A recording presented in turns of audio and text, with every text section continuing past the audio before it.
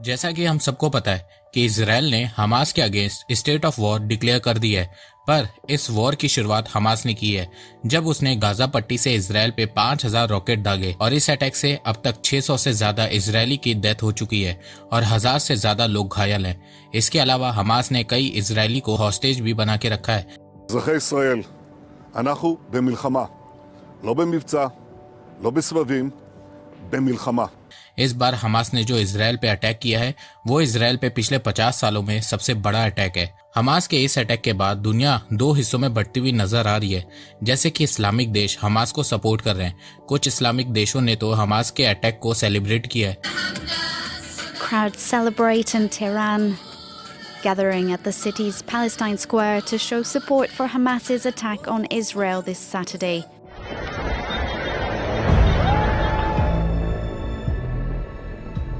पर वहीं वेस्टर्न और डेमोक्रेटिक देश इसराइल को सपोर्ट कर रहे हैं। US, UK, Europe, Japan, Australia सब इसराइल को सपोर्ट कर रहे हैं। इस बार भारत भी इसराइल को सपोर्ट कर रहा है, वरना हमेशा से भारत इसराइल पैलेस्टीन कॉन्फ्लिक्ट में न्यूट्रल रहता है, जैसे कि इस समय चाइना और रशिया न्यूट्रल है। इसराइल ने हमास के against state of war declare कर दिया है और गाजा को मिलिट्री जोन डिक्लेयर कर दिया है। पानी, बिजली, खाना सब रोक दिया है। इस वॉर में लेबनान भी शामिल हो गया है। लेबनान में टेरर ग्रुप हिजबुल्लाह ने भी इसराइल पे अटैक करना शुरू कर दिया है। तो इस समय इसराइल दो फ्रंट से टेरर ग्रुप से लड़ रहा है। इसराइल के पीएम बेंजामिन नेतन्याहू ने कहा है कि इस बार ये वॉर लंबी चलेगी और इस बार इसराइल का मेन मकसद हमास को पूरी तरह से खत्म करना है। इसके अलावा इसराइल के former prime minister Naftali Bennett ने भी यही कहा है कि अब समय आ चुका है कि हम हमास को पूरी तरह से खत्म कर दें, और ऐसा लग भी रहा है कि इस बार इसराइल हमास को पूरी तरह से खत्म कर देगा।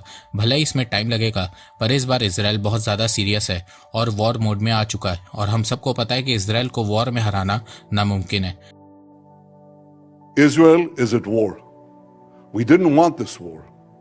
It was forced upon us in the most brutal and savage way. But though Israel didn't start this war, Israel will finish it. Hamas will understand that by attacking us, they've made a mistake of historic proportions. We will exact a price that will be remembered by them and Israel's other enemies for decades to come. Israel will win this war, and when Israel wins, the entire civilized world wins. तो नमस्कार दोस्तों, स्वागत करते हैं आपका charging point Hindi में। दोस्तों, आज के इस वीडियो में हम जानेंगे कि क्या इसराइल हमास को हमेशा के लिए खत्म करने वाला है और क्या पैलेस्तीन का एंड होने वाला है। तो जानने के लिए जुड़े रहिए आप इस वीडियो के साथ। दोस्तों, मैं ऐसे ही इंफॉर्मेटिव वीडियो बनाता हूँ, तो अगर आपको इन्फॉर्मेशनल वीडियो देखना पसंद है तो आप इस चैनल को सब्सक्राइब कीजिए, इससे मुझे बहुत ही सपोर्ट मिलेगा। देखो, आए दिन हम लोग इसराइल पैलेस्तीन के कॉन्फ्लिक्ट के बारे में सुनते रहते हैं कि टेरर ग्रुप हमास गाजा से इसराइल पे रॉकेट अटैक करता है। इसराइल ने हमास के रॉकेट अटैक को रोकने के लिए आयरन डोम डिफेंस सिस्टम भी बनाया है, पर इस बार हमास ने 5000 से ज्यादा रॉकेट फायर कर दिया है, जिससे आयरन डोम भी पूरी तरह से डिफेंड नहीं कर पाया है और इससे इसराइल में कई लोगों की जान गई है। हमास ने इस अटैक को अलक्सा स्टॉर्म कहा है। अलक्सा स्टॉर्म ऑपरेशन के अंडर ही हमास ने गाजा से इसराइल पे 5000 से ज्यादा रॉकेट फायर किया है। अब आप लोग सोच रहे होंगे कि ये अलक्सा स्टॉर्म क्या है। तो देखो, अलक्सा स्टॉर्म अलक्सा मस्जिद से जुड़ा हुआ है। अलक्सा मस्जिद जेरूसलम में है। हमास ने कहा है कि इसराइल की फोर्सेस आए दिन जो अलक्सा मस्जिद में अत्याचार करती रहती है, उसके रिस्पांस में हमास ने इसराइल पे अटैक किया है। अब इस बात पे इसराइल कहता है कि अलक्सा मस्जिद में आए दिन लोग इसराइल के लोगों पे, उनकी आर्मी पे पत्थर से अटैक करते हैं, फायरिंग करते हैं, वायलेंस करने की कोशिश करते हैं। तो उनको रोकने के लिए इसराइल की फोर्सेस ये सब करती है। पर हमास ने कहा है कि अलक्सा मस्जिद में जो हुआ है हम उसी का बदला ले रहे हैं, और इसी तरह दोनों एक दूसरे पे आरोप लगा रहे हैं। देखो, इसराइल और पैलेस्तीन का विवाद दशकों पुराना है। दूसरे विश्व युद्ध के खत्म होने के बाद 1948 में इसराइल बना था, पर उस समय उसके पास कुछ भी नहीं था। जहां एक तरफ अरब तेल बेच बेच कर अमीर हो रहा था, वहीं इसराइल जैसे तैसे खड़ा होने की कोशिश कर रहा था। जिस तरह आजादी के बाद पाकिस्तान ने भारत पे हमला कर दिया था, वैसे ही जैसे ही इसराइल बना, अरब देशों ने उस पर अटैक कर दिया। फिर 8 महीने के बाद जब सीज फायर हुआ तो इसराइल के पास ज्यादा एरिया था, और जिस जगह पे जॉर्डन ने कब्जा किया था उसे वेस्ट बैंक कहा जाने लगा, और जिस एरिया पे इजिप्ट ने कब्जा किया था उसे गाजा कहा जाने लगा, और गाजा से ही आए दिन इसराइल पे अटैक होता रहता है। इसके अलावा जेरूसलम को 2 पार्ट में डिवाइड किया गया, एक हिस्सा वेस्ट बैंक को दिया गया और एक इसराइल को। इस युद्ध के बाद इसराइल अपनी इकोनॉमी और मिलिट्री को स्ट्रॉन्ग बनाने में लग गया, क्योंकि इसराइल को पता चल चुका था कि वो चारों तरफ से दुश्मनों से घिरा हुआ है और फ्यूचर में फिर से उस पर अटैक होने ही वाला है। इसराइल पे अटैक होता भी है। 1967 में 6 अरब देश इसराइल पे अटैक करते हैं और इसराइल इन 6 देशों को 6 दिन में हरा देता है और वेस्ट बैंक और गाजा के कुछ एरियाज को कैप्चर कर लेता है। जैसे कि आप इस फिगर में देख सकते हैं कि 1947 में पैलेस्टीन 100% था, फिर 1967 तक आते आते सिर्फ 22% बचा। इसराइल ने जब 1967 में 6 अरब देशों को एक साथ हराया तब पूरी दुनिया ने इसराइल का लोहा माना था। दुनिया को पता चल चुका था कि मिडिल ईस्ट में सबसे पावरफुल देश इसराइल है। जहां एक तरफ इसराइल हर युद्ध के बाद और ताकतवर बनता जा रहा था, वहीं इजिप्ट, लेबनान, सीरिया कमजोर होते जा रहे थे। तो इसराइल की बढ़ती ताकत को देख के और उससे बार बार युद्ध में हार के Egypt, Lebanon, Gaza, West Bank में टेरर ग्रुप बनने लगे और उन्हीं टेरर ग्रुप में से एक हमास है जो 1987 में फॉर्म हुआ था।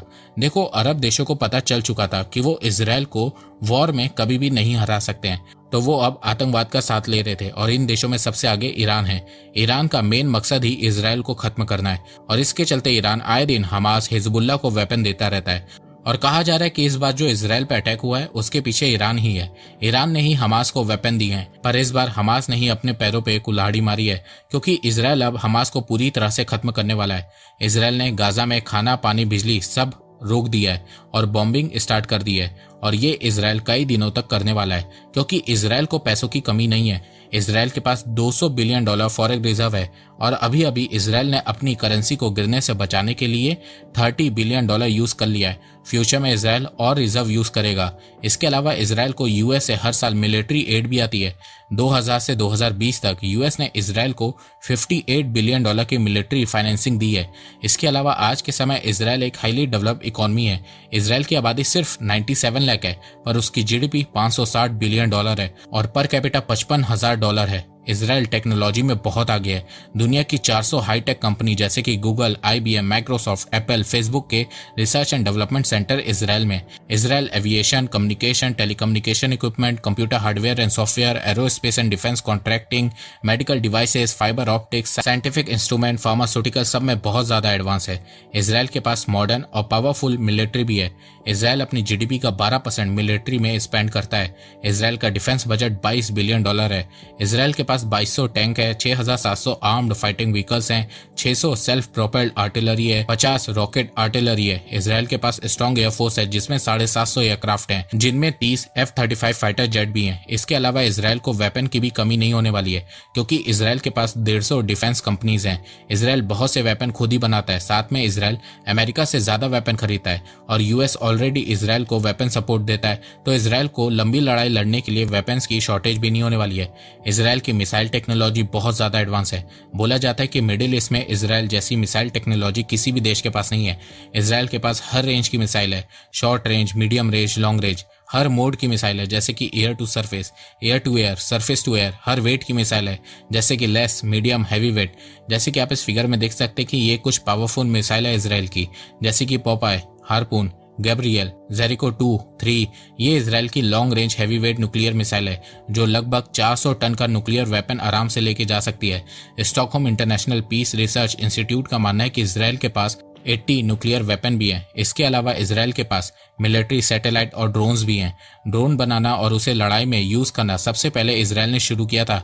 इसराइल के पास 6 अलग टाइप के ड्रोन्स हैं, हेरॉन, इटैन, हार्पी, हरूप, हरमेस, स्काईलार्क। तो मिलिट्री और इकोनॉमिक पॉइंट ऑफ व्यू से देखा जाए तो इसराइल लंबी लड़ाई लड़ने के लिए पूरी तरह से सक्षम है, पर हमास नहीं है। 1947 में इसराइल और पैलेस्तीन ऐसा हुआ करते थे, पर आज के समय ऐसे हो गए हैं। पैलेस्तीन खत्म होता जा रहा है और वॉर के बाद पैलेस्तीन और कम हो जाएगा और इस्लामिक देश शोर मचाने के अलावा और कुछ भी नहीं कर पाएंगे। और हो सकता है कि इस बार इसराइल हमास को खत्म करते करते पैलेस्तीन वाला चैप्टर भी क्लोज कर दे। देखो, कुछ जियोपॉलिटिकल थिंकर यहाँ पे कह रहे हैं कि इस बार ईरान, टर्की और रशिया ने हमास का यूज अपनी जियोपॉलिटिक्स के लिए किया है। देखो, अगर हमास को इसराइल पे अटैक करना होता तो वो महीनों पहले कर देता, जब इसराइल की फोर्सेस पहली बार अल अक्सा मस्जिद में गई थी। पर इतने महीनों के बाद हमास ने इसराइल पे इतना मैसिव अटैक किया है, तो इसके पीछे कुछ और ही रीजंस हैं, जिसमें सबसे बड़ा reason India Middle East Europe economic corridor है। जब से India Middle East Europe economic corridor की बात हुई है, तब से बहुत से देश इस इकोनॉमिक कॉरिडोर से खुश नहीं है। India Middle East Europe economic corridor India से शुरू होते हुए यूएई, सऊदी अरेबिया, इसराइल होते हुए ग्रीस और यूरोप तक जाएगा। इस इकोनॉमिक कॉरिडोर से सऊदी और इसराइल के रिलेशन भी नॉर्मल मुकम्मल हो जाते जिससे इसराइल को बहुत फायदा होता, तो इस इकोनॉमिक कॉरिडोर को बर्बाद करने के लिए भी कुछ देशों ने इस बार हमास को बलि का बकरा बनाया है। वैसे आपको क्या लगता है वो आप मुझे कमेंट सेक्शन में बताइए। तो दोस्तों मुझे लगता है कि अब आपको सब समझ में आ गया होगा। तो अगर आपको ये वीडियो पसंद आए तो आप इस वीडियो को लाइक कीजिए और अब आप मुझे सपोर्ट भी कर सकते हैं पेट्रियन और यूट्यूब में ज्वाइन बटन के थ्रू। एक बात मैं कहना चाहता हूँ, आप जितनी मेरी वीडियोस को शेयर करेंगे उतनी ही रीच मेरी बढ़ेगी और उतने ही लोग मेरे से जुड़ेंगे। तो वीडियो को शेयर करना, चैनल को सब्सक्राइब करना बिल्कुल भी मत भूलिएगा। मैं ऐसे ही एजुकेशनल वीडियोस लाता रहूंगा आप लोगों के लिए। तो अभी तक के लिए बस इतना ही। धन्यवाद। जय हिंद, जय भारत।